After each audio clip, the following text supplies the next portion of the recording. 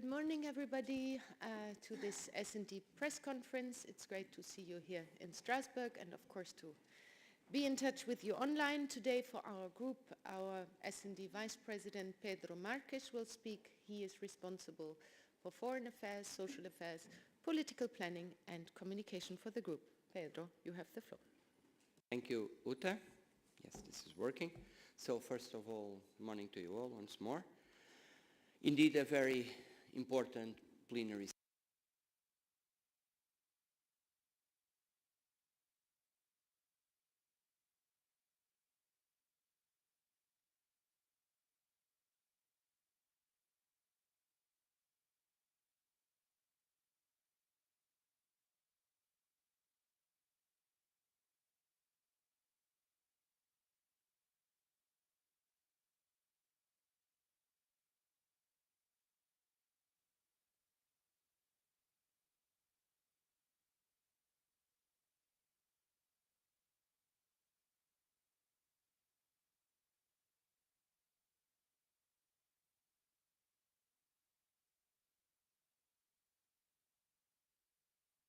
and clearly against such possibility.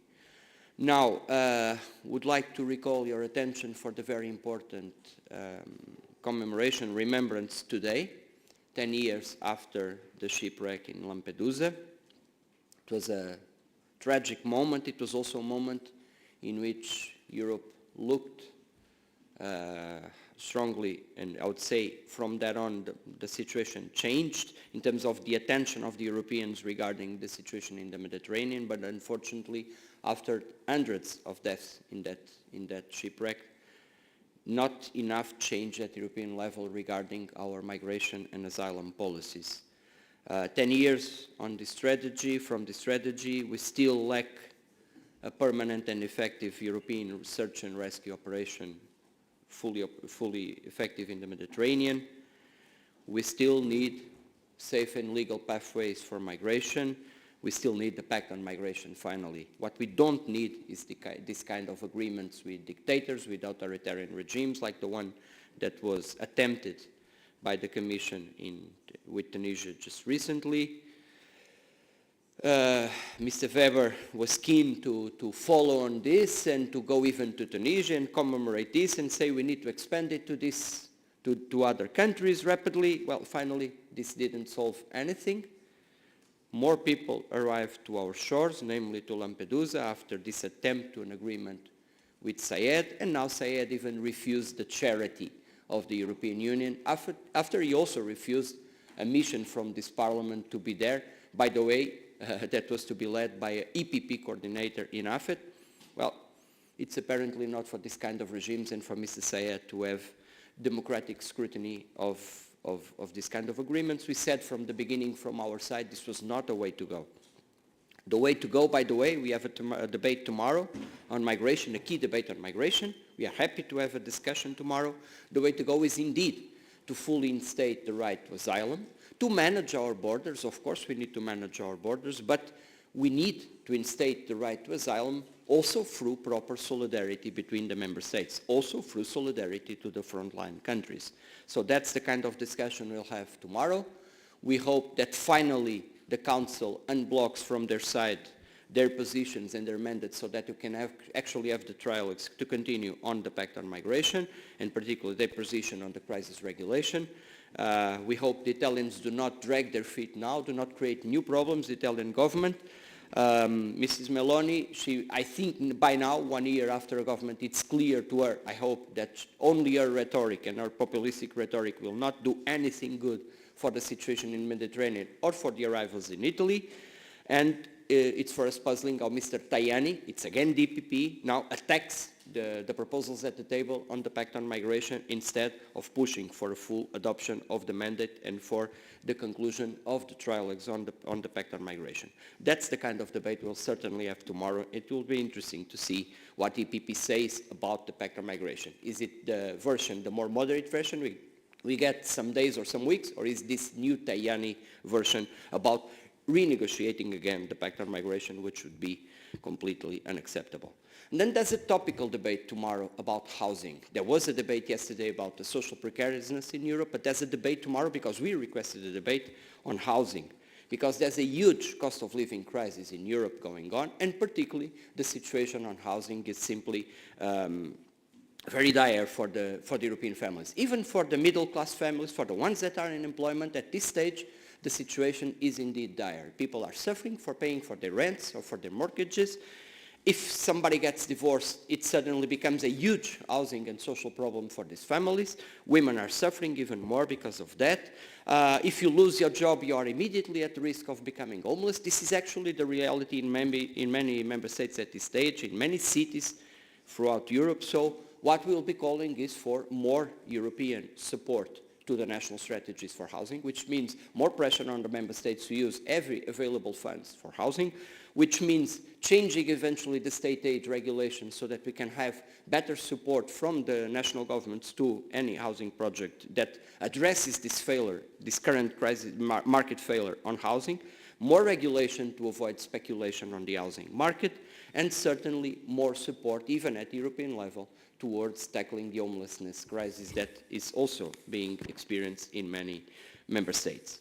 We will also have a debate on the visa scandal in Poland, and it's again a good opportunity to go back to the difference between the rhetorics of this far right, of these populists, and then their practices. These corrupted regimes and these corrupted practices by some authorities, they come to Europe, they brag about stopping the migrants, etc., and then they'll sell their visas for those migrants that come to their shores, to their borders. And this is a huge example of how this populist approach and this corrupt approach to democracy in Europe does not work. And this is something that we are sure that the Polish people already were expressing in the streets in Warsaw just a few days ago, and we are sure that they will also evaluate and express when they go to vote in a few days from now.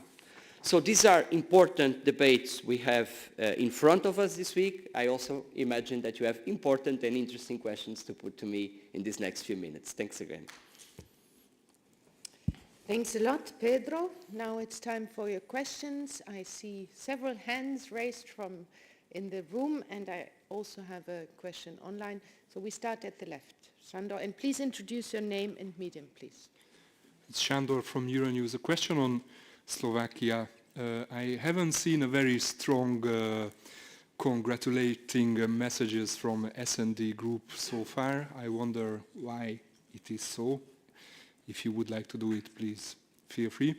And also, I would like to know, in terms of rule of law criticism and criticism for Mr. Fico for having very much Russian, pro-Russian rhetorics.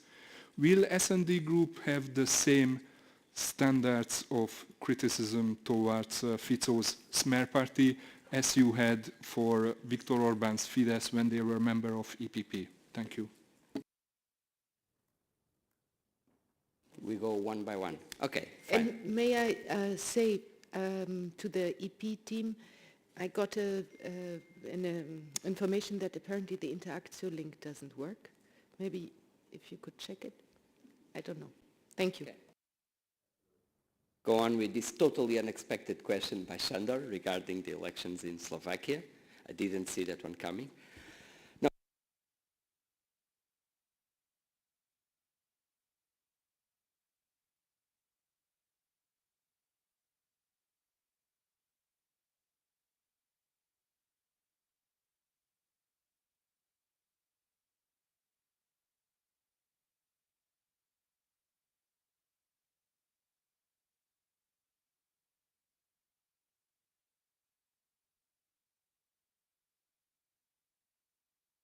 we will be there for the decisions to be taken regarding Smer or Mr. Fico's positions, and our leader, Stefan Löfven, was outright clear on that matter.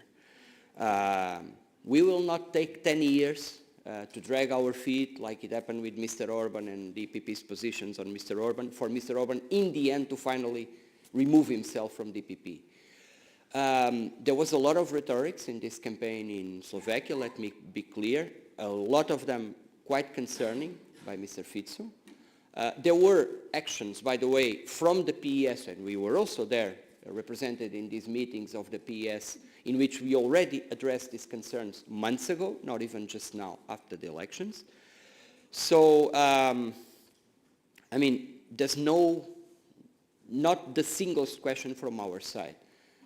Breaches on the rule of law, on the possible future government. Breaches on the European support to the Ukrainians on this war of aggression by Russia.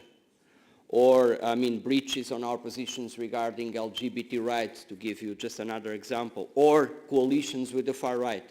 I mean, these are very concrete situations that will certainly, as Stefan Löfven said, will eventually could lead to a process of sanctions to this party and, as Stefan Löfven said, eventually even expulsion from the PES.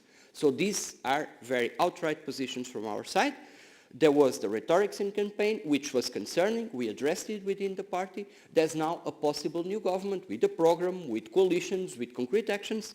The party will not stand still on that. It will not take us 10 years to act. And we at the S&D will be always with the party taking these decisions. And of course, this will be also consequential here. But the most important is that this is, at this stage, being addressed at the party level with full involvement of S&D. And I mean, it also goes for the question on the pro-Russian support, etc., because it's all a package, these actions, these rhetorics, and now we will address it as a whole within the PS, with us fully present and fully involved in the decisions. Thank you. We go from the left, Eleonora, afterwards Anna, and then Laura. Hello, I am Eleonora Vasquez from Euractiv. On the same topic, I would like to ask whether the group and the party are discussing the possible expulsion of Smer, if already this is a proposal on the table. Thank you. This is working as it is. As I said, Stefan Löfven was already very clear, and we are fully with him on that. If this continues, if this goes from rhetoric to actions from a new government, a sanctions process might be started really soon from the side of the PS, and expulsion is one of the consequences that might be at the table. That was immediately referred by our leader, and we are fully aligned with him on that possibility, on the sanctions process as a whole, if it's necessary, and eventually all the consequences might be at the table for possible decision. Anna, please.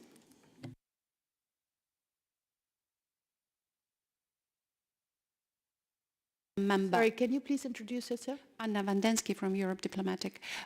Sorry, I have forgotten to do it. My question is about, now you said about possible sanctions against the party, which is a member of your political family. But my question to you is, do you also envisage a process of sanctions against Slovakia as a member state, or in case the government starts to implement these policies? Yeah, thank you for that question, Anna.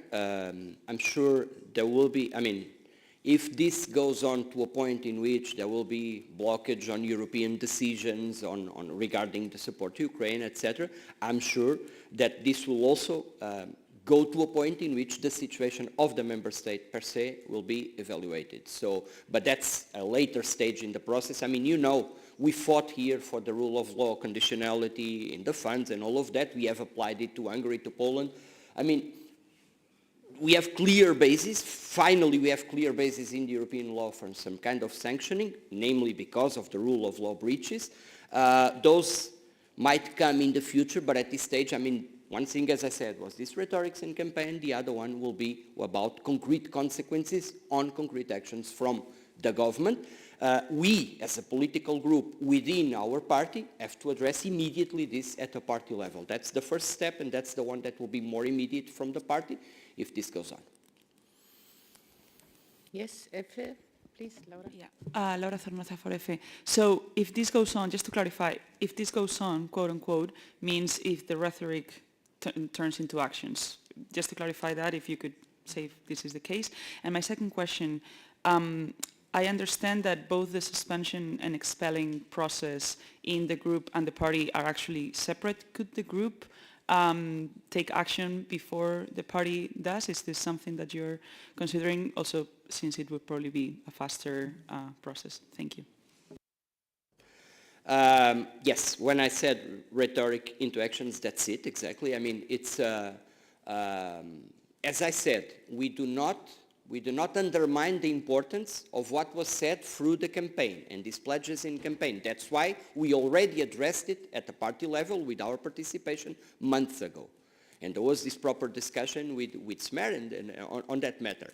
Now, if it turns into a program for government, or it turns into coalitions for government, or it turns into concrete action regarding, as I said, internal laws that breach the rule of law, or the support Ukraine, etc., then that means that it turned into concrete action.